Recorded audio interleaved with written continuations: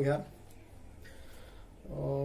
21 मार्चला राज्यसेवा पूर्व परीक्षा झाली आणि आता जे काही मेन्स आहे समोरची त्या दृष्टिकोनातून प्रिपरेशन करण्यासाठी हा व्हिडिओ मी बनवत आहे आणि या व्हिडिओच्या माध्यमातून एक 9 पॉईंट्स कव्हर करत आहे त्याच्या आधारावर तुम्हाला मेन्सचा स्टडी करण्यासाठी उपयोगी पडेल. सर्वात महत्त्वाचा आणि पहिला मुद्दा म्हणजे कट ऑफ किती येईल.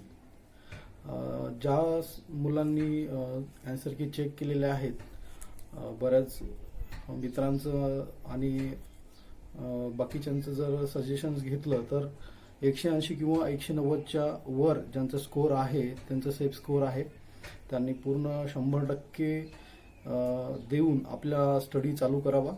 आणि ज्यांचा थोडाफार कमी जास्त स्कोअर आहे त्यांनी देखील मेन्सचा स्टडी करावा, जेणेकरून पुढच्या वेळेस त्यांना प्रीमध्ये चांगला स्कोअर, सेफ स्कोअर घेता येईल आणि एक चांगली त्यांची प्रिपरेशन होऊन जाईल. त्याच्यामुळे कट ऑफ किती येईल या चर्चेवर महिना ते 1.5 महिना वाया घालण्यापेक्षा आपला मेन्सचा स्टडी पूर्ण क्षमतेने सुरू करणं अत्यावश्यक आहे. कारण कट ऑफ लागल्याच्या नंतर म्हणजे रिझल्ट्सच्या नंतर 1.5 महिन्यामध्ये तुम्हाला प्रिपरेशन करावी लागते आणि ती नॉट इझी, आणि केली तरी तुम्ही एकदम आउट बाहेर फेकले जासाल. त्यामुळे पूर्ण 1 वर्ष वाया जाईल. त्यामुळे कोणताही मागचा पुढचा विचार न करता मेन्सचा पूर्ण क्षमतेनं तयारी करा.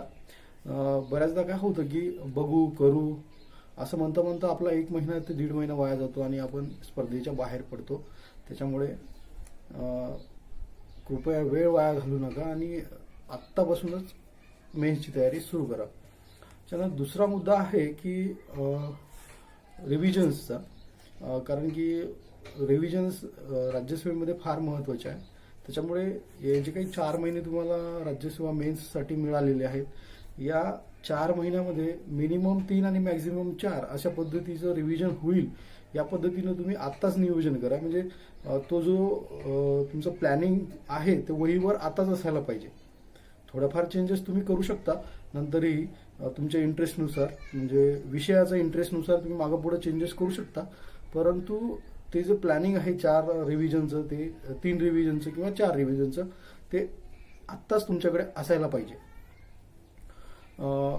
आता तुम्ही म्हणाल की कसं काय शक्य आहे 3 रिव्हिजन, तर ते प्रत्येक वेळेस तेच पुस्तक पूर्णपणे वाचण्याची गरज नसते. सुरुवातीला तुम्ही पूर्ण डिटेलिंग पहिली रीडिंग व्हायला पाहिजे, त्यानंतर सेकंड रीडिंग तुमची ठळक व्हायला पाहिजे, थर्ड आणि फोर्थ रीडिंग जी रिव्हिजन आहे तुमचं ते तुमच्या शॉर्ट नोट्स किंवा रनिंग नोट्स असतील त्याच्या आधारावर व्हायला पाहिजे.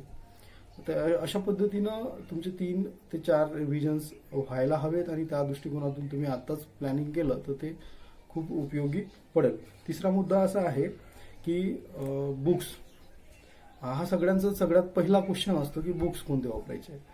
आता बुक्स याच्या आधी बऱ्याच टॉपर्स जे आहेत, डेप्युटी कलेक्टर झालेले असतील, DYSP तहसीलदार, त्यांनी आपापल्या बुक्स शेअर केलेले आहेत. तेच बुक्स सगळे वापरत असतात, मागे पुढे थोडेफार तेच बुक्स असतात. त्यामुळे आताच सुरुवातीलाच जे आपले मेन्सचे 4 विषयाचे जे बुक्स आहेत ते बुक्स कलेक्ट करून ठेवा, जेणेकरून तुम्हाला नवीन बुक्स खरेदी करण्याची गरज पडणार नाही. आणि आपले जे बुक सिलेक्शन झालेलं आहे त्या बुक्स वर आपला पूर्णपणे विश्वास ठेवा, जेणेकरून आपल्याला वारंवार बुक्स खरेदी करण्याची गरज नाही. कारण की बऱ्याच मित्रांना असं राहतं की बाजारात नवीन पुस्तक आलं की ते खरेदी करतात आणि ते पुस्तक वाचायला सुरू करतात. आधीचं पुस्तक तसंच अर्धपडे वाचण्याचं पडून राहतं, पण नवीन पुस्तक ते वाचायला सुरू करतात. त्यामुळे त्यांचा अभ्यास होत नाही जसं पाहिजे तसं. त्यामुळे आपण सुरुवातीला जे कलेक्शन केलं त्याच्यावर पूर्णपणे ठाम विश्वास ठेवा. पूर्ण कव्हर करणारे पुस्तकं राहू द्या. त्याच्यानंतर नंबर 4, चौथा मुद्दा असा आहे की तुम्ही अभ्यास करताना नेमकं काय करायला पाहिजे. 5-6 वर्षापूर्वी जे काही पेपर्स झालेले आहेत त्यांचं विश्लेषणाची बुक्स बाजारात भेटतात. ते कोणतेही एक विश्लेषणाचं बुक्स घेऊन आपण जेव्हा अभ्यास करायला बसतो त्यावेळेस ते विश्लेषणाचं बुक्स, सिलेबस, आपला जो काही आयोगानं प्रसिद्ध केलेला सिलेबस आहे तो सिलेबस आणि त्याचबरोबर संदर्भ पुस्तक, अशा 3 बाबी सोबत घेऊन बसायच्या. सिलेबसचा जो काही टॉपिक आहे तो टॉपिक बघायचा, टिक करायचा, संदर्भ पुस्तकातून वाचून घ्यायचं, त्याच्यावर आलेले क्वेश्चन बघायचे. अशा पद्धतीचं आपला अभ्यास चालू ठेवा. सिलेबसच्या घटका वाईज अभ्यास करा, जेणेकरून तुम्ही सिलेबसच्या बाहेर जाणार नाही, एका दिशेने तुमचा अभ्यास होईल आणि तुम्ही चांगला स्कोअर करू शकाल. त्याचबरोबर दुसरी एक सजेशन आहे सर्वात महत्त्वाचं, ज्यांना 4 वर्ष झाले, 5 वर्ष झाले स्टडी करतायत पण मेन्समध्ये चांगला स्कोअर येत नाहीये, किंवा मग मेन्सचा पेपर देताना त्यांचं फंबलिंग होतं आणि स्कोअर कमी येतो. त्यांना एकच सजेशन आहे माझं की जास्तीत जास्त प्रश्नपत्रिका सोडवा. बाजारात भरपूर सारे सराव पेपर मिळतात आपल्याला, ते सराव पेपर उपलब्ध करून घ्या किंवा सराव पेपर लावा आणि जास्तीत जास्त पेपर सोडवा आणि त्याचं विश्लेषण करा. स्कोअर मोजत बसू नका. फक्त तुमचं लॉजिकली तुम्ही त्या प्रश्नाला कशा पद्धतीनं हँडल करता आणि उत्तरापर्यंत कसं पोहोचता हे महत्त्वाचं आहे. त्याच्यामुळे इतर तुमचे बरेचसे मित्र असतात की नाही यार, किंवा मग आपण स्वतःच विचार करतो की माझा अभ्यासच व्हायचा आहे, मी प्रश्नपत्रिका कशाला सोडवू. तुमचा अभ्यास झालेला असतो, फक्त तुम्हाला प्रश्नपत्रिका सोडवायच्यात जास्तीत जास्त. मी ज्यावेळेस 2019चं मेन्सचं स्टडी करतो त्यावेळेस जवळपास एक प्रत्येक विषयाच्या भरपूर साऱ्या प्रश्नपत्रिका मी सोडवल्या होत्या आणि त्याच प्रश्नपत्रिका मेन्सच्या परीक्षेच्या आधी 15 ते 20 दिवस तेच रिवाईज केला. त्याचा फायदा मला परीक्षेत झाला आणि सर्वांना मी तेच माझं सजेशन आहे की जास्तीत जास्त प्रश्न सोडवा. 5वा मुद्दा असा आहे की इंग्रजी मराठीकडे दुर्लक्ष करू नका. सगळ्यात महत्त्वाचा विषय आहे. या विषयामध्ये जर तुम्हाला 50 आणि 60 जर स्कोअर आला तर तुम्हाला क्लास 2 वर समाधान मानावं लागेल किंवा तुम्ही कॉम्पिटिशनच्या बाहेरही पडू शकता. हा माझा 5 ते 6 वर्षाचा अनुभव आहे. मला ज्यावेळेस क्लास 2 ही पोस्ट भेटली होती त्यावेळेस मला फक्त 50 मार्क होते आउट ऑफ 100 आणि त्यामुळे मला 1 मार्काने BDO आणि 4 मार्काने माझं DYSP आणि तहसीलदार गेलं. अशा या सर्व कारणांमुळे तुम्हाला मराठी इंग्रजीमध्ये 90चं टार्गेट ठेवून चाला, जेणेकरून तुम्हाला 70 ते 80 स्कोअर येईल आणि तुमच्या मनासारखी पोस्ट तुम्हाला भेटू शकते. मराठी इंग्रजीवर विश्वास ठेवा.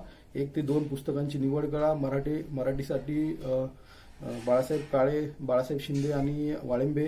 त्याचबरोबर इंग्रजीसाठी फक्त बाळासाहेब शिंदेचं पुस्तक जरी तुम्ही वाचलं चांगल्या पद्धतीनं, त्याचे नियम रटून घेतले, जास्तीत जास्त सराव प्रश्न सोडवले तर तुम्ही चांगला स्कोअर करू शकता.